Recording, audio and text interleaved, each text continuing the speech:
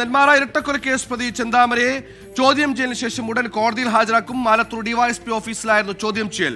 പ്രതിയെ ഇന്ന് കസ്റ്റഡിയിൽ ആവശ്യപ്പെട്ടേക്കില്ല എന്നാണ് ലഭിക്കുന്ന വിവരങ്ങൾ. വിപിൻ സി വിജയൻ നെന്മാറൻ ചെയ്യുന്നു. വിപിൻ, ഡിവൈഎസ്പി ഓഫീസിലെ ചോദ്യം ചെയ്യൽ പൂർത്തിയാക്കിയ ശേഷം പ്രതിയെ കോടതിയിൽ എത്തിച്ചിട്ടുണ്ടോ?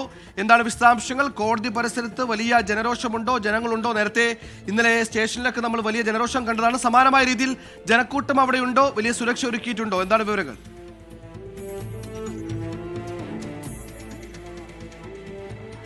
സുഹൈൽ, ആലത്തൂർ പോലീസ് സ്റ്റേഷനിൽ വെച്ചായിരുന്നു ചെന്താമരയെ ചോദ്യം ചെയ്തത്. ഏകദേശം ഒരു 3 മണിക്കൂറോളമുള്ള ചോദ്യം ചെയ്യലിന് ശേഷം ഇപ്പോൾ ഡെപ്യൂട്ടി സൂപ്രണ്ട് ഓഫ് പോലീസ് കാര്യാലയത്തിലേക്ക് ചെന്താമരയെ ഇപ്പോൾ മാറ്റിയിരിക്കുകയാണ്. അത് വിരലടയാളം എടുക്കുന്നതിന് വേണ്ടിയാണ് ഈ മാറ്റിയിരിക്കുന്നത്. അതിൻ്റെ ദൃശ്യങ്ങളാണ് നമ്മൾ ഈ കാണുന്നത്.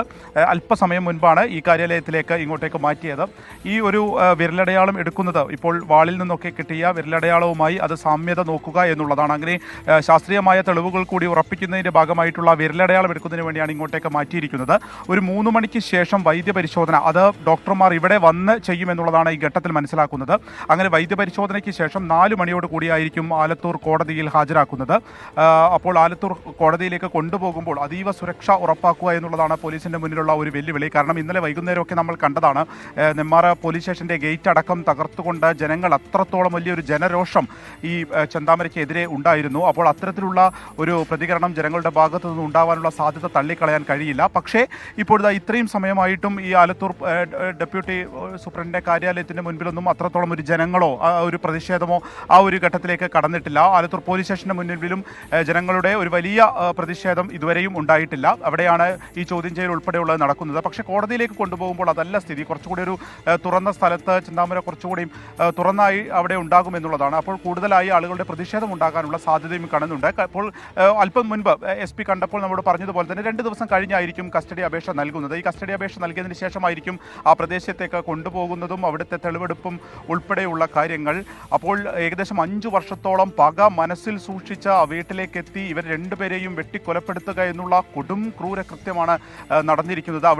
അവിടെയുള്ള ഓരോ മനുഷ്യരുടെയും ഉള്ളിലുണ്ട്. അതുകൊണ്ട് തന്നെ 2 ദിവസം ഉറക്കവും ഊണും ഉറക്കവും ഒക്കെ ഉപേക്ഷിച്ചുകൊണ്ട് എല്ലാവരും തിരയുന്നു. അവിടുത്തെ കുട്ടികളാണ് ആ പ്രദേശം വിട്ട് ചെന്താമര പോയിട്ടില്ല എന്നുള്ളത് മനസ്സിലാക്കുന്നതും അത് പോലീസിന് വിവരം കൈമാറുന്നതും പോലീസിൻ്റെ ഭാഗത്തു നിന്നൊരു വ്യാപകമായ തിരച്ചിൽ നടത്തി ഇന്നലെ രാത്രിയോടുകൂടി ചെന്താമര കസ്റ്റഡിയിലാവുകയും ചെയ്യുന്നത്. പക്ഷേ പ്രതിക്ക് അതുമായി ബന്ധപ്പെട്ട ഒരു ഭാവവ്യത്യാസവും ഇല്ല എന്നുള്ളത് എത്രത്തോളം ഒരു വലിയ ക്രിമിനലാണ് എന്നുള്ളതിൻ്റെ ഏറ്റവും വലിയ ദൃഷ്ടാന്തമാണ്. കാരണം ഇനിയും ഒരു 3 പേരുടെ ഒരു ഹിറ്റ് ലിസ്റ്റ് തയ്യാറാക്കി ഒരാൾ കാത്തിരിക്കുകയാണ്.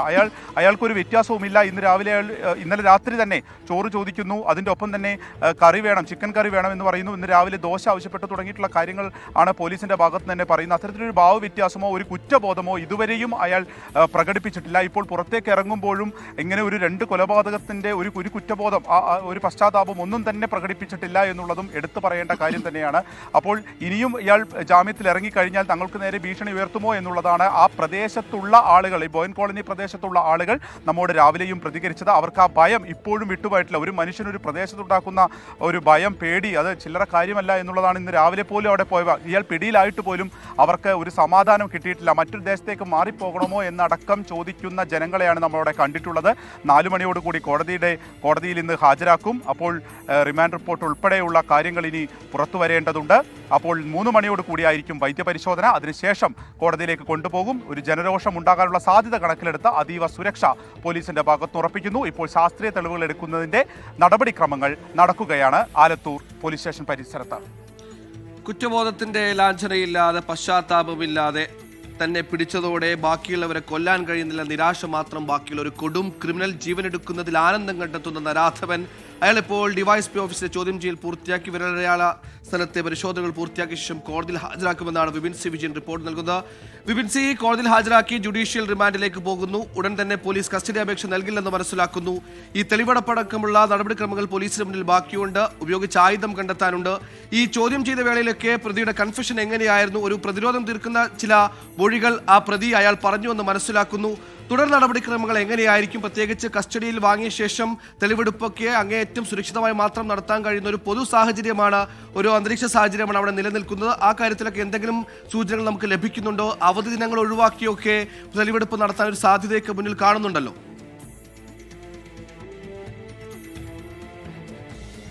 അതെ, ഇപ്പോൾ അത്തരത്തിൽ ഒരു കസ്റ്റഡി അപേക്ഷ ആദ്യം കൊടുക്കുക എന്നുള്ളതാണ്. അത് 2 ദിവസത്തിനകം ഉണ്ടാകുമെന്നുള്ളത് തന്നെയാണ് SP വ്യക്തമാക്കുന്നത്. അതിനുശേഷമായിരിക്കും ഈ തെളിവെടുപ്പിലേക്ക് കടക്കുന്നത്. തെളിവെടുപ്പിലേക്ക് കടക്കുമ്പോഴും ആ പ്രദേശത്ത് സുരക്ഷ ഒരുക്കേണ്ടത് വളരെ അത്യാവശ്യമാണ്. കാരണം ജനങ്ങൾ അത്രത്തോളം 2 ദിവസമായിട്ടുണ്ടായിരുന്ന ഒരു പാനിക് സിറ്റുവേഷനൊക്കെ നമുക്കറിയാം. അപ്പോൾ അതിൻ്റെ ഒരു പ്രതികരണം സ്വാഭാവികമായിട്ടും ഈ പ്രതിക്ക് എതിരെ ഉണ്ടാകും. കാരണം ഈ സുധാകരൻ എന്നൊക്കെ പറഞ്ഞ ഈ മരിച്ച ആളെയൊക്കെ സംബന്ധിച്ച് വളരെ നല്ല ഒരു അഭിപ്രായമാണ് ആ പ്രദേശത്തുള്ളവർക്ക്. ഇത്രയും പാവപ്പെട്ട ഒരു മനുഷ്യനായിരുന്നു, അയാളോടാണല്ലോ ഈ ചെന്താമര ഇത്തരത്തിൽ ക്രൂരകൃത്യം ചെയ്തത് എന്നുള്ളത് ഒന്നാമത്തെ കാര്യം. 2, ഇയാൾ ഇതിലൊരു ഫുൾ സ്റ്റോപ്പ് ഇടാൻ തീരുമാനിച്ചിരുന്നില്ല എന്നുള്ളതാണ്. ഇനിയും കൊലപ്പെടുത്തുന്നതിന് വേണ്ടി ഒരു ലിസ്റ്റ് ഉണ്ടാക്കുന്നു, അത് ആളുകളോട് ഒരു ഭാവവ്യത്യാസവും ഇല്ലാതെ പറഞ്ഞു നടക്കുന്നു, കത്തി കാണിക്കുന്നു എന്നുള്ളതൊക്കെയാണ്. ഞാനിപ്പോൾ അവിടെ രാവിലെ പോയപ്പോൾ തന്നെ അവിടുത്തെ ഒരു കടയിൽ കയറിയൊക്കെ സംസാരിച്ചിരുന്നു. അപ്പോൾ അവിടേക്ക് വരികയും ഇതിനു മുൻപ് ജയിലിൽ കടന്നതിൻ്റെ അനുഭവങ്ങൾ പറയുകയും അവരോടൊക്കെ സംസാരിക്കുകയും ഒക്കെ ചെയ്തിരുന്ന ഒരു വ്യക്തിയായിരുന്നു. പക്ഷേ പെട്ടെന്ന് തന്നെ ഇയാളുടെ ഒരു ഭാവം മാറുകയും ഇയാൾ ഈ കൊല്ലുന്നതിനെയൊക്കെ കുറിച്ചൊക്കെ സംസാരിക്കുകയൊക്കെ ചെയ്തിരുന്നു എന്നുള്ളത് കുറച്ചുകൂടിയൊക്കെ അടുപ്പമുള്ള ആളുകളൊക്കെ നമ്മളോട് പറയുകയും ചെയ്തിട്ടുണ്ട്. അപ്പോൾ ആളുകൾക്ക് ആ ഒരു പ്രതിഷേധം ഇപ്പോഴും ഉണ്ട് എന്നുള്ള കാര്യത്തിൽ തർക്കമില്ല. ഇന്നിപ്പോൾ അയാൾ പറഞ്ഞിരിക്കുന്നത് ഇതൊരു പെട്ടെന്നുള്ളൊരു പ്രകോപനം കൊണ്ട് ഉണ്ടായതാണ് എന്ന് വരുത്തി തീർക്കാനുള്ള ശ്രമം ഈ ചെന്താമരയുടെ ഭാഗത്തുണ്ടായി. അതായത് സുധാകരൻ്റെ ഭാഗത്ത് നിന്ന് ഒരു അറ്റാക്ക് ശ്രമം ഉണ്ടായി, അപ്പോൾ താൻ ചെറുത്ത് നിർത്തുകയാണെന്നുള്ളത്. പക്ഷേ ഇത് പോലീസ് വിശ്വാസത്തിലെടുത്തിട്ടില്ല. ആ രീതിക്കുള്ള തെളിവെടുപ്പ് ഒപ്പം തന്നെ ചോദ്യം ചെയ്യലും പുരോഗമിക്കുന്നു. സ്വയം പ്രതിരോധങ്ങളൊക്കെ മെയ്യുന്നുണ്ടെങ്കിലും നെയ്തെടുക്കുന്നുണ്ടെങ്കിലും അതൊന്നും വിശ്വാസത്തിലെടുക്കാൻ പാകത്തിലുള്ളതല്ല. എന്തായാലും ആതിരയും അഖിലയും 5 വർഷം മുമ്പ് സനാഥരായിരുന്നു. 5 വർഷം കൊണ്ട് അവരെ അനാഥത്വത്തിന്റെ ലോകത്തിലേക്ക് നയിച്ച കൊടും ക്രിമിനലിനെ ഉടൻ തന്നെ കോടതിയിൽ ഹാജരാക്കി ജുഡീഷ്യൽ കസ്റ്റഡിയിൽ ജുഡീഷ്യൽ റിമാൻഡിൽ വിടുമെന്നാണ് മനസ്സിലാക്കാൻ കഴിയുന്നത്.